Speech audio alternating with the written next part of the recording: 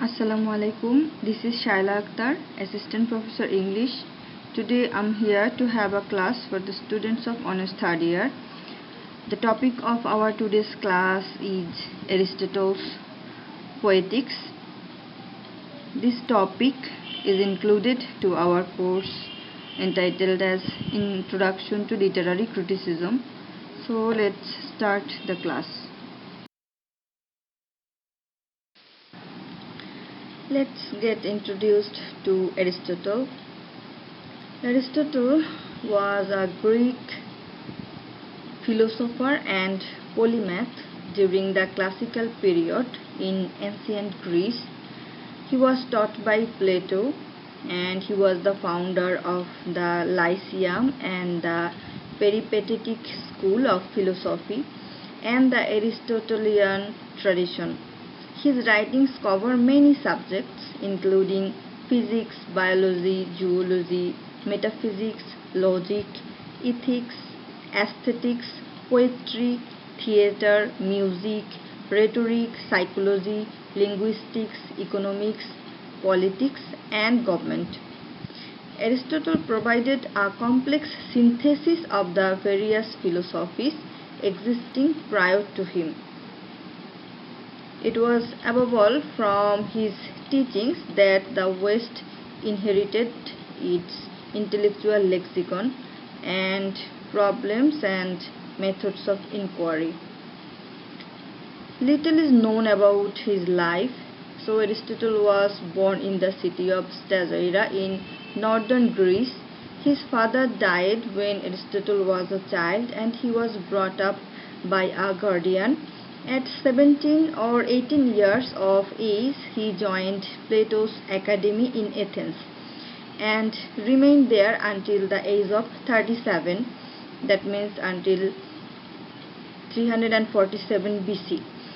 Shortly after Plato died, Aristotle left Athens and, at the request of Philip II of Macedon, tutored Alexander the Great beginning in 343 BC.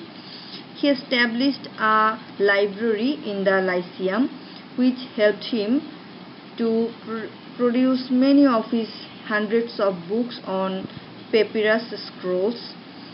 Though Aristotle wrote many elegant treatises and dialogues for publication, only around a third of his original output has survived, and none of it intended for publication.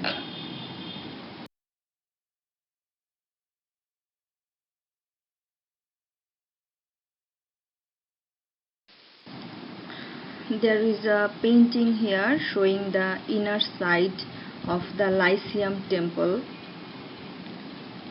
The Lyceum was a temple dedicated to Apollo. Lysias was known also as the Apollo, the wolf god.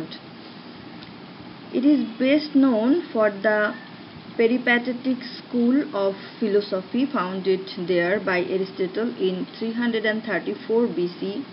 Aristotle fled Athens in 323 BC, but the school continued to function under a series of leaders until the Roman general Sulla destroyed it during his assault on Athens in 86 BC.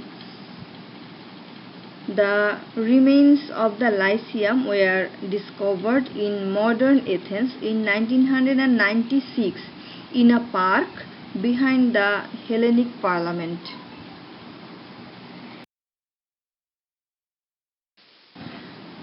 The Poetics. Poetics is an attempt to explain the basic problems of art. Poetics stands in opposition to the theory of art propounded by Plato in his Republic. It is the earliest surviving work of dramatic theory and primarily focused on drama. Aristotle's original work was divided into two parts. Each book was written in separate papyrus. Only the first part, which focuses on tragedy, survives. The second part was lost, and the lost second part focuses on comedy.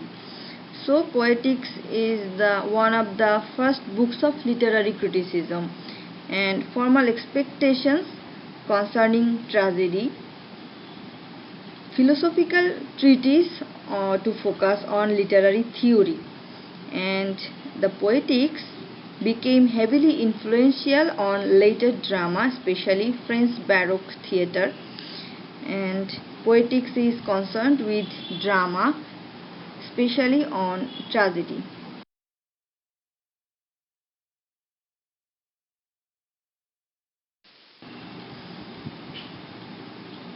Aristotle's Poetics discusses differences among literary genres.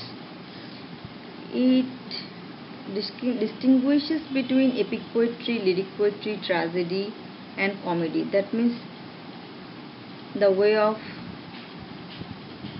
formation of a specific literary genre.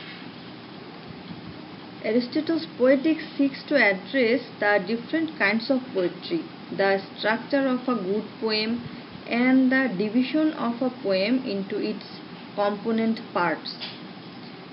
The writer defines poetry as a medium of imitation that seeks to represent or duplicate life through character, emotion, or action.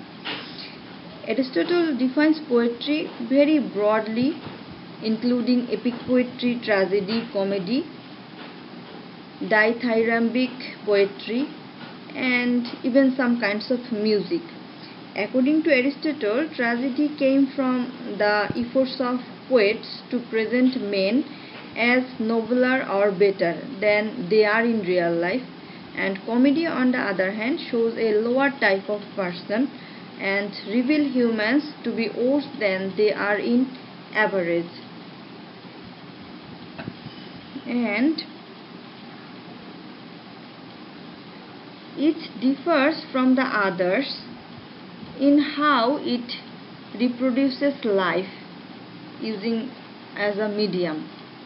So the medium is type of language or song which is used by the writer, and objects is moral dimension. That means how the writer is using a person as a character, is if the character is a good one or a bad one. And manner, that means the words or action, whether the specific genre is being produced to be written, to be enjoyed only through reading, or to be enjoyed by seeing or enjoying the performance of the stage.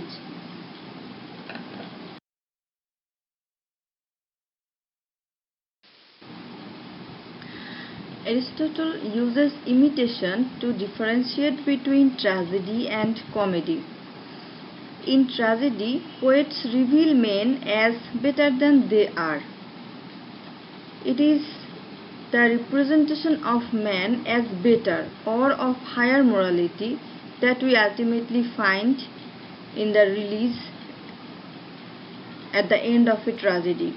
In comedy, a poet presents man as worse than he is, plagued by some defect or ugliness which ultimately takes the reader into a satiric overview.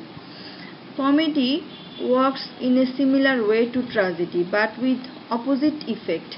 In a tragedy, we grieve over the fate of a man who must suffer for his flaw, perhaps touched by the possibility that we too might possess in this flaw. But in a comedy, we laugh at the hero's flaw, comforted by the fact that it is not ours. Comedy and tragedy both have a moralizing effect on the audience. This is less evident in comedy, but comedies tend to be about bad behavior and people doing ugly, immoral, or ridiculous things. Aristotle's definition of epic poetry may confuse the reader. It is worth illuminating precisely what he means. Epic poetry is like tragedy in that it reveals man to be better than he is, but it is narrative in form, depending either on an omniscient first person narrator, a third person narrator, or a first person narrating hero. A tragedy involves the dialogue of two or more characters. Tragedy and epic poetry differ in length. Tragedy is confined usually to a single day in the efforts to several reveal a quick devolution of the hero, but epic poetry often continues for a man's full lifetime. It seems that tragedy grew from epic poetry, so we find all the qualities of tragedy in the epic poetry, but an epic poem need not contain all the elements of a tragedy.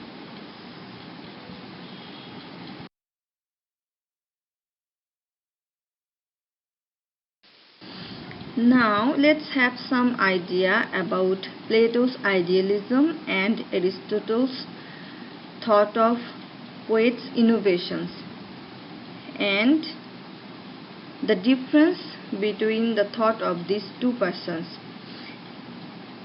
Aristotle's remarks about imitation are partly a reaction to Plato's idealism. According to Plato's idealism,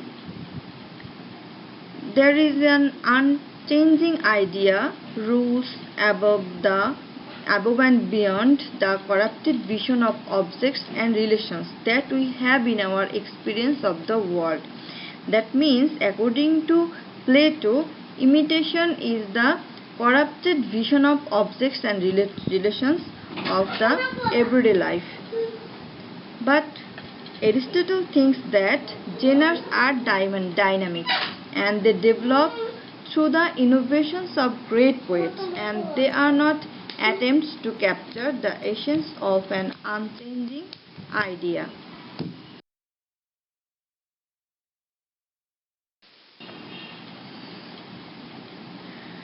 Aristotle defines tragedy as an imitation of an action that is serious, complete in itself, of significant magnitude, depicted with rhythmic language and or song in the form of action, not narrative, and produces a purgation of pity and fear in the audience. And this arising pity and fear in the audience through purgation is also known as catharsis. Tragedy is the imitation of action. It is chiefly concerned with the lives of men and presents a stage for character and thought. The qualities ascribed to a certain man and thought, according to Aristotle, are: there are two causes from which acting springs. These elements also determine the success of a given action. Plot is arrangements of incidents that result from character and thought giving way to action. Aristotle lays out 6 parts that define a tragedy. They are plot, character, diction, thought, spectacle, and song.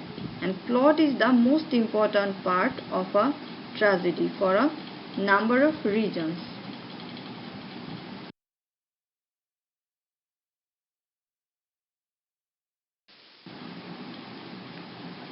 Good plots are judged by 4 elements.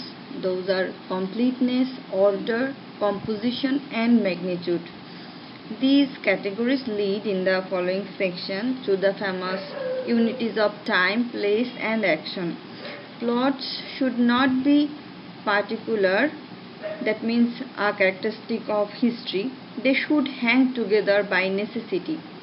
The effectiveness of tragic plots is founded upon reversal and recognition, and both are related to hamartia in the hero. Reversal is the change by which the main action of the story comes full circle.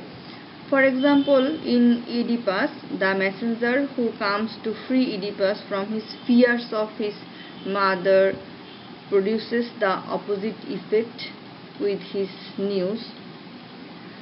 Recognition is the change from ignorance to knowledge, usually involving people coming to understand the identities of one another or discovering whether a person has done a thing or not. The best forms of recognition are linked with a reversal, and suffering is a destructive or painful action which is often the result of a reversal or recognition. So Aristotle points out that a simple plot omits a reversal or recognition, but a complex plot has one or the other or both if it is truly transcendent. So all tragedies depend on suffering as part of its attempt to elicit pity and fear from the audience.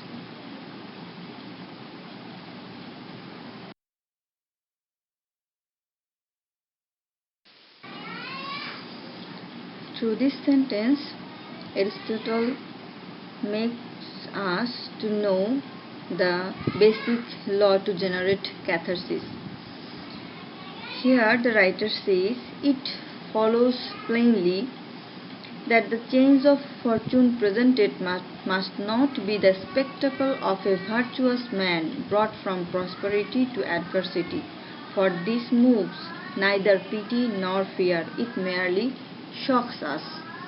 Nor again that of a bad man passing from adversity to prosperity, for nothing can be more alien to the spirit of tragedy. It is significant that Aristotle's delineation of the tragic hero's character shows us that tragic hero is not an eminently good man or model of virtue swiftly brought down by adversity. In that there is only shock, but we can see none of ourselves in a perfectly virtuous man and find it arbitrary that we would be selected for cosmic punishment. What is far more effective is if the hero possesses some frailty or flaw which he compensates for and runs away from, but eventually catches up with him. An error of character should not be confused with an error in the character's action. A tragedy must spin on a fundamental flaw in the hero's behavior and one that the audience can identify with in themselves.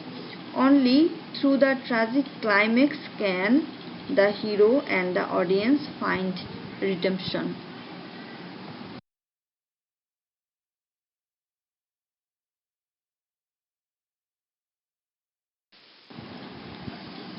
According to Aristotle, the hero of a tragedy must be a good person. And through this line, the writer wants to tell us that. Here, Aristotle says, nor again should the downfall of an utter villain be exhibited. A plot of this kind would doubtless satisfy the moral sense, but it would inspire neither pity nor fear. For pity is aroused by unmerited misfortune, and fear by the misfortune of a man like ourselves. That means, if a writer of a tragedy uses a villain or a bad person as his hero to meet catharsis, this type of writing will satisfy the moral sense of the common people, but it will not be able to create pity and fear in the mind of the spectator or in the audience, because pity is aroused by unmerited misfortune. But when a villain meets his misfortune, it is not unmerited or unexpected for him, and fear by the misfortune of a man like ourselves. So, a villain cannot be like the common people.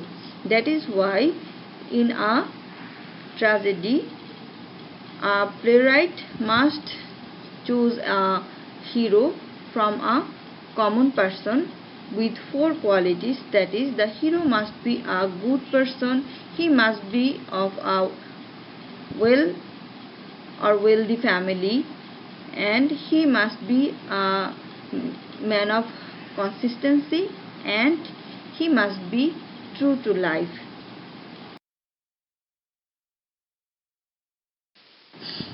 Again, Aristotle tells about the characteristics of the character of his tragedy. There remains the character between these two extremes, that of a man who is not eminently good and just, yet those misfortune is brought about not by vice or depravity, but by some error or frailty. Here, Aristotle is playing with two distinct characteristics, that is, a character with whom we can relate, and the cause of the tragedy cannot emerge from wanton acts of creating an error or frailty. In both cases, Aristotle creates sympathy for the characters in the audience, and they are men like ourselves. They are not hugely overrun by corrupting instincts, but rather mere morals prone to mistake.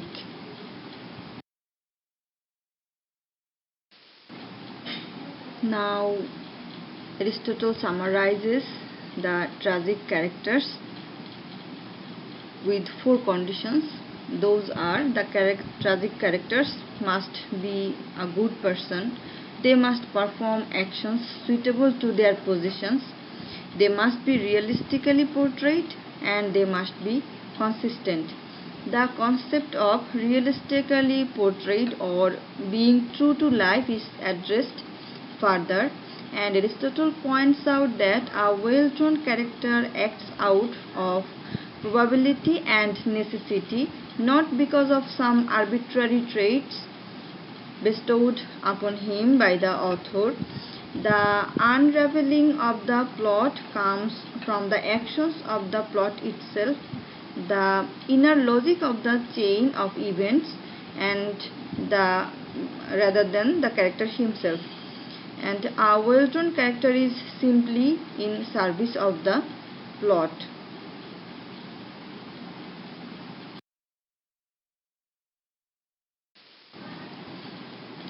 Now let's try to remember some generalized ideas from the lesson. The heroes of the tragedies can be known as the tragic heroes, so we can call them so.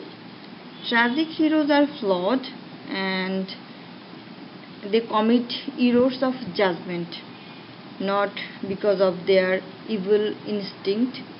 Tragic heroes eventually understand these flaws with the advancement of plot, and tragic heroes stand on one side of an unsolvable conflict, and that leads him to commit the errors of judgment to reach their goal.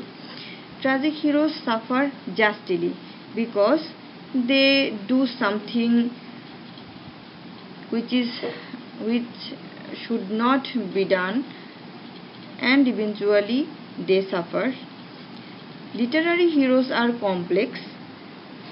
Tragic heroes are greater than the common person, even though their abilities may be no greater than the common person, because tragic heroes are the persons who fight against the problem and reaches its goal, whether the common people may not be able to reach the goal and accept the catharsis. This is all for today. We will meet again with the same topic with more information in the next class. Till then, stay home, stay safe. Thank you.